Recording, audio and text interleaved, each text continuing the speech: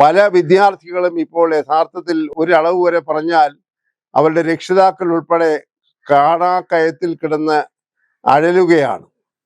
അവർ ബാങ്കിൽ നിന്ന് വലിയ പലിശ കൊടുത്തെടുത്തിട്ടുള്ള തുകയൊന്നും അവർക്ക് തിരിച്ചടയ്ക്കാൻ കഴിയുന്നില്ല. കാരണം ഈ പോയിരിക്കുന്ന വിദ്യാർത്ഥികളുടെ വിദ്യാഭ്യാസം പൂർത്തിയാക്കുമ്പോൾ രക്ഷിതാക്കളും അവരും പ്രതീക്ഷിച്ചത് അതാത് രാജ്യങ്ങളിൽ, ഉദാഹരണമായി UK-യിലാകട്ടെ, കാനഡയിലാകട്ടെ, ഓസ്ട്രേലിയയിലാകട്ടെ, ന്യൂസിലൻഡിലാകട്ടെ ഒക്കെ അവിടെ പാസ്സായി കഴിഞ്ഞാൽ ഉടൻ ജോലി കിട്ടുമെന്നും അങ്ങനെ വരുമ്പോൾ ശമ്പളത്തിൽ നിന്ന് ഈ എടുത്ത വായ്പ തിരിച്ചടയ്ക്കാൻ സാധിക്കും എന്നൊക്കെയുള്ള കണക്കുകൂട്ടലിലാണ് ഈ പോകുന്നത്. എന്നാൽ പലപ്പോഴും ഈ കോഴ്സുകൾ പൂർത്തിയാക്കിയ വിദ്യാർത്ഥികൾക്ക് അവരാഗ്രഹിക്കുന്ന തരത്തിലുള്ള ജോലി ലഭിക്കുന്നില്ല.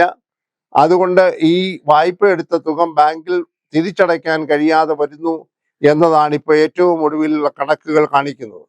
16,293 കോടി രൂപ ഇതുവരെ ബാങ്കിൽ ഈ വായ്പ ഇനത്തിൽ തിരിച്ചടയ്ക്കാനുണ്ടെന്നാണ് ഏറ്റവും ഒടുവിലത്തെ സ്ഥിതി വിവര കണക്കുകൾ.